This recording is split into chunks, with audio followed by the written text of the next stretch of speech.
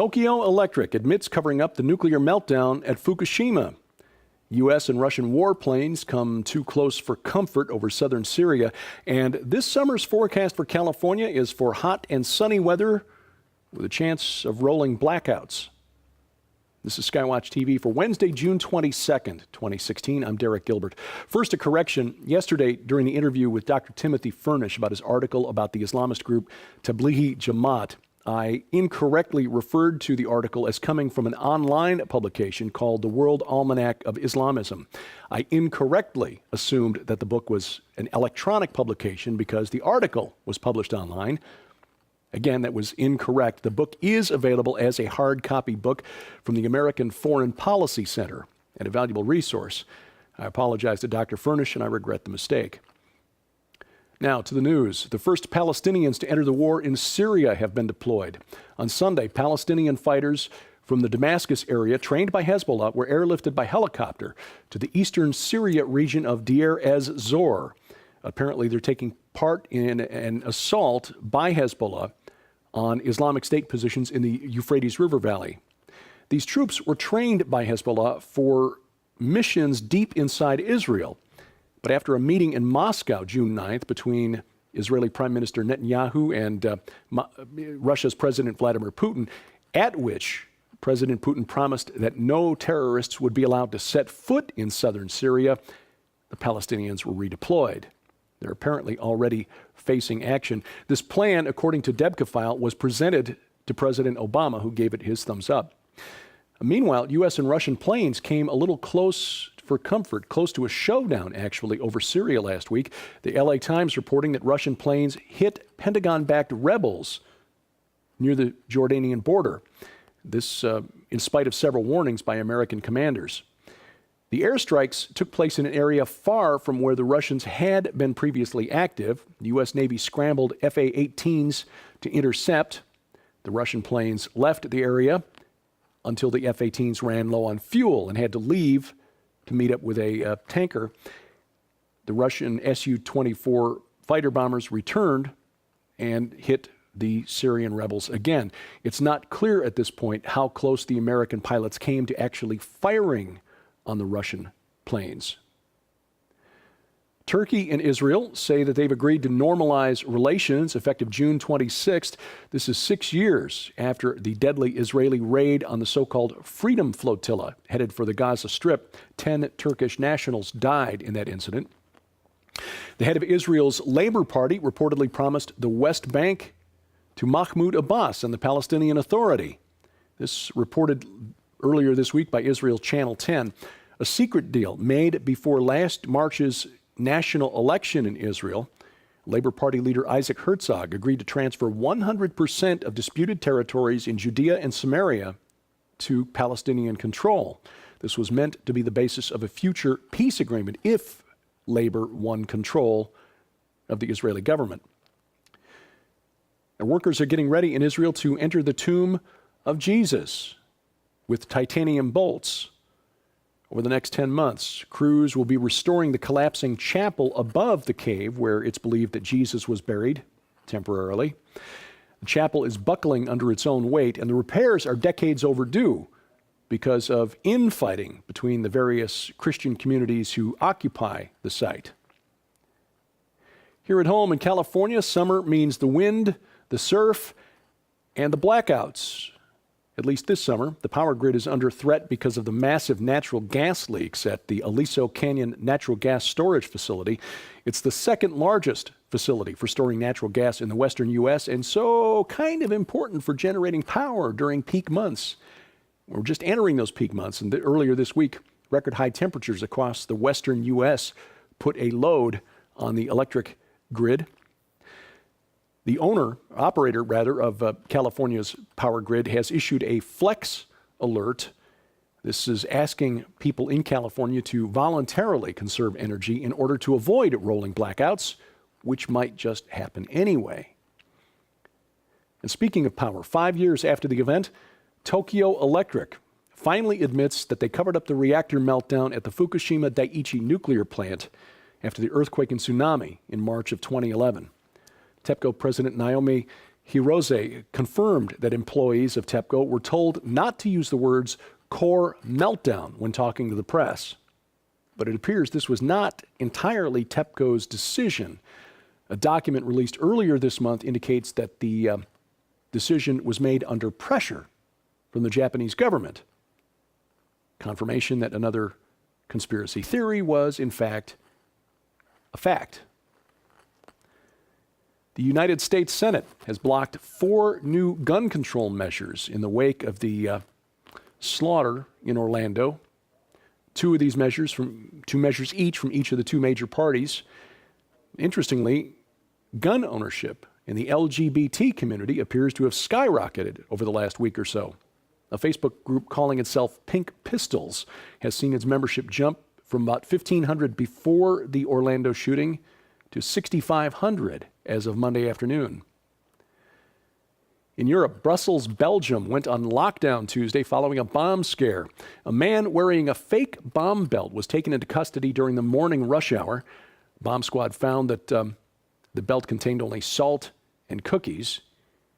The suspect called police early Tuesday morning and claimed that he'd been abducted and forced to put on the belt that could be detonated by a remote detonator.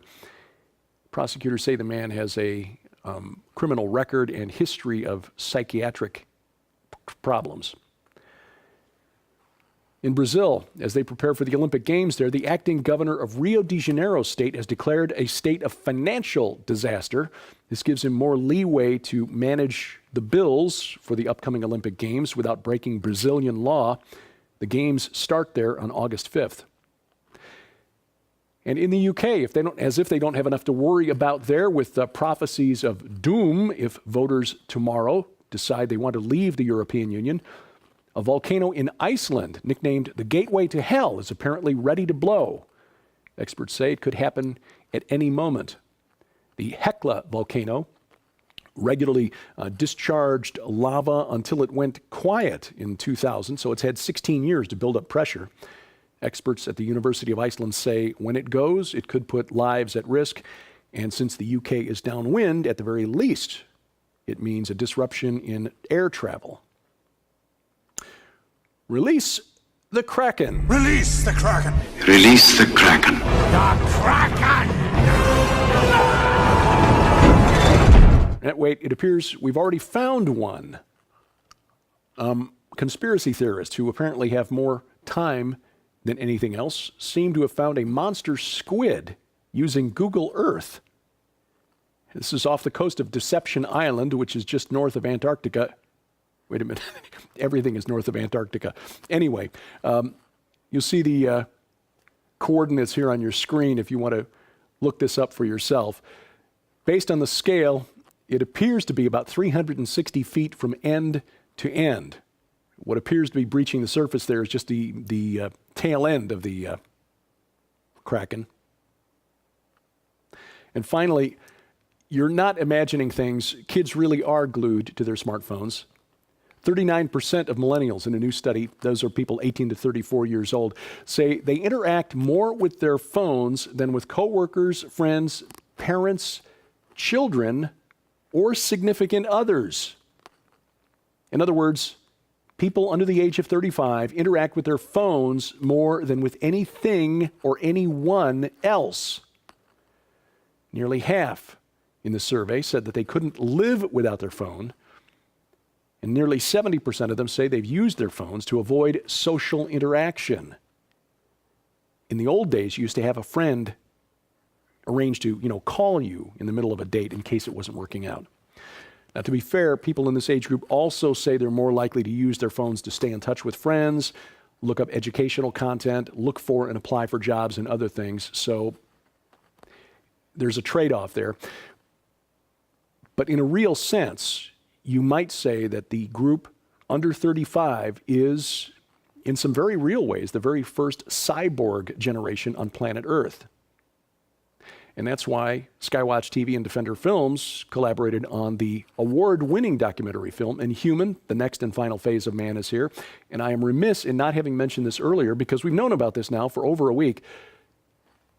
Inhuman has been awarded a second Telly Award in the 37th annual Tellys. It received a Silver Telly for excellence, which is awarded to fewer than 10% of the 13,000 entries it received this year. But it's also received a Bronze Telly in the category non-broadcast documentary.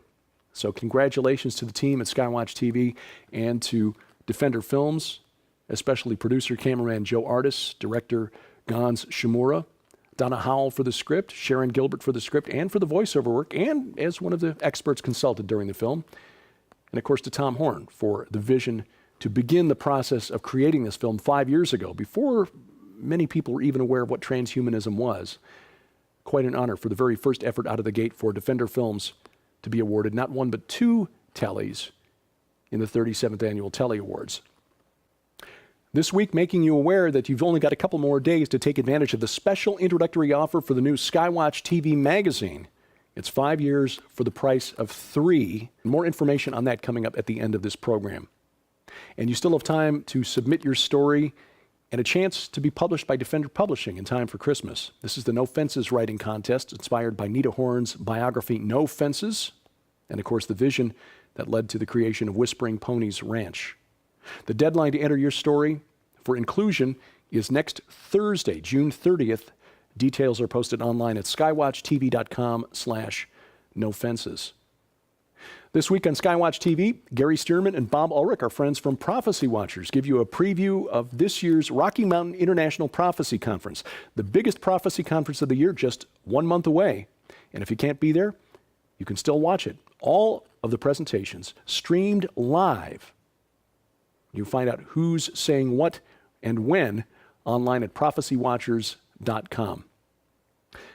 And take advantage of the exclusive web content available from SkyWatch TV. In addition to these daily updates, you get weekly programs like Sci Friday, Into the Multiverse with Josh Peck, SkyWatch Women, hosted by Sharon Gilbert, and this week she's got an interview with Opal Singleton. And we mentioned Opal Singleton a lot over the last couple of weeks, but that's because her ministry is doing some really important work. Remember what I said about the percentage of millennials using their phones?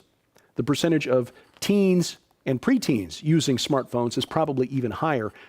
The difference is their frontal lobes aren't fully formed yet, and they don't realize the risk they take by being online 24/7. That's Opal Singleton's ministry, getting kids back out of child pornography, prostitution, and drugs through mistakes that they've made online. Don't miss that interview. SkyWatch Women one-on-one, available at skywatchtv.com and the SkyWatch TV channels on Roku, YouTube, and Vimeo. And if you need a more portable version of SkyWatch TV, take advantage of the SkyWatch TV podcast. Audio versions of everything we produce, available in an MP3 format. You can download to your laptop, smartphone, tablet, or MP3 device of your choosing. For more information, log on to skywatchtv.com. The link for the podcast is in the top menu bar. We depend on your support here at SkyWatch TV. And during the month of June, in honor of Father's Day, a couple of books for Dad are our gift to you in exchange for your gift of any amount during the month. The Fisherman's Guide to Life and The Man in the Mirror, Solving the Problems Men Face. We'll send those to you in exchange for your donation of any amount while supplies last in the U.S. and Canada. For more information and to donate, log on to skywatchtv.com/donate.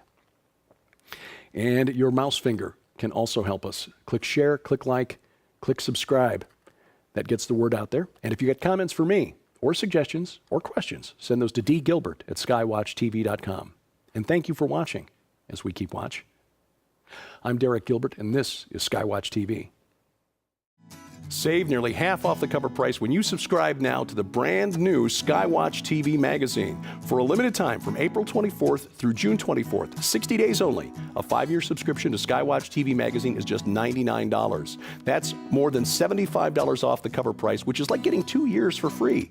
Exclusive content, articles on prophecy, discovery, and the supernatural from Tom Horn, Chris Putnam, Josh Peck, science updates from Sharon K. Gilbert, geopolitics from yours truly, and guest writers like Pulitzer Prize-nominated journalist Troy Anderson, renowned Bible scholar Dr. Michael Heiser, Pentagon advisor Lieutenant Colonel Bob McGinnis, and more. But there is more.